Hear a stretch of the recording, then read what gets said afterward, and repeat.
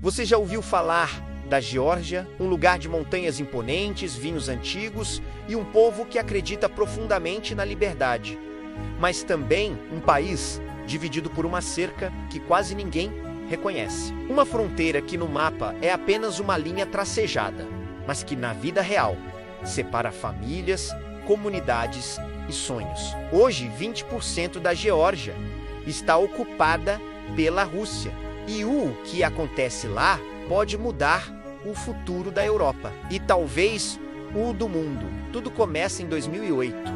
A Geórgia acabava de se libertar do domínio soviético e queria seguir um novo caminho, o caminho da União Europeia e da OTAN. Mas Moscou não gostou nada dessa ideia. O Kremlin via essa aproximação com o Ocidente como uma ameaça direta. Foi então que, em agosto de 2008, a Rússia invadiu a Geórgia. Tanques cruzaram a fronteira. Vilas inteiras foram destruídas e, em poucos dias, o país perdeu o controle sobre duas regiões, Abcásia e Ossétia do Sul. Esses territórios foram declarados independentes, mas na prática estão sob domínio militar russo.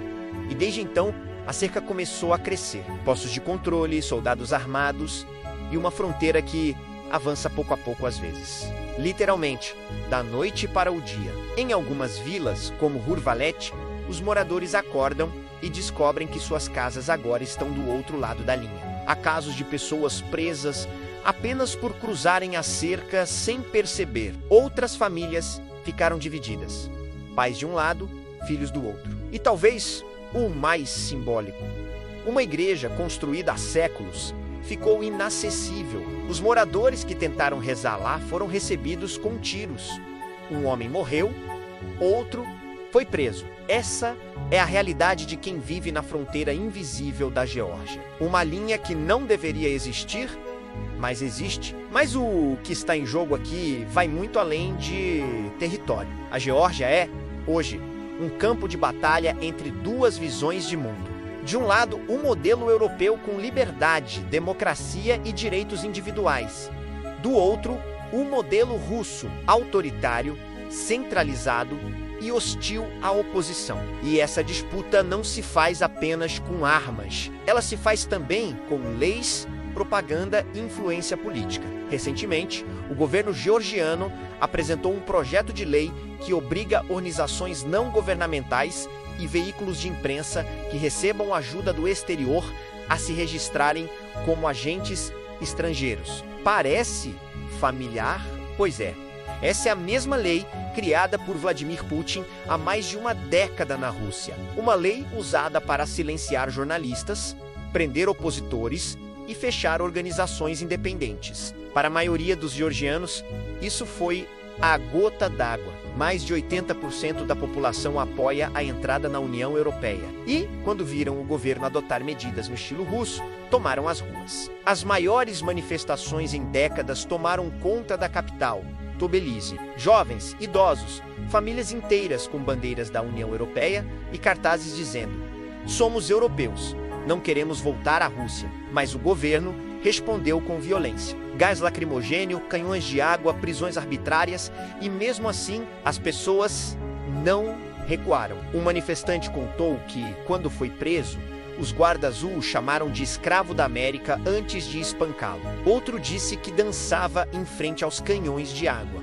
porque o humor é a única resposta ao trauma. Essa é a Geórgia de hoje, pequena, mas corajosa. Um país que já foi dominado por impérios, mas que se recusa a perder o que resta da sua liberdade. Mas por que o governo estaria tomando esse caminho contra a vontade de 80% da população? A resposta pode estar no dinheiro e no poder. Quem realmente manda na política georgiana, segundo muitos analistas, é Bidzina Ivanishvili, um bilionário que fez fortuna na Rússia e vive numa mansão de vidro no alto de Tbilisi. Ele é o oligarca que controla o partido no poder e, segundo críticos, mantém fortes laços com o Kremlin. Para muitos, o que está acontecendo na Geórgia não é apenas uma decisão política, mas sim um movimento coordenado para colocar o país novamente na órbita russa, sem precisar de uma nova invasão. Uma ocupação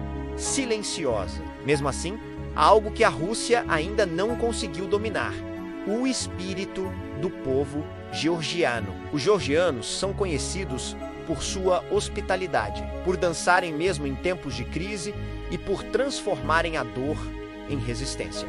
É um país que já sobreviveu a mongóis, persas, otomanos e soviéticos, e agora enfrenta mais uma vez a sombra de Moscou. Quando se pergunta aos jovens por que continuam lutando, muitos respondem de forma simples: porque a liberdade é um valor georgiano, não veio da Europa. Nasceu aqui.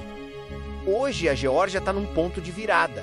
De um lado, o medo da Rússia, menos um vizinho gigante, imprevisível e militarizado. Do outro, o sonho europeu, um futuro de prosperidade e democracia. Mas há uma questão que ecoa nas ruas de Tobolsk, nas montanhas do Cáucaso e até nas fronteiras cercadas.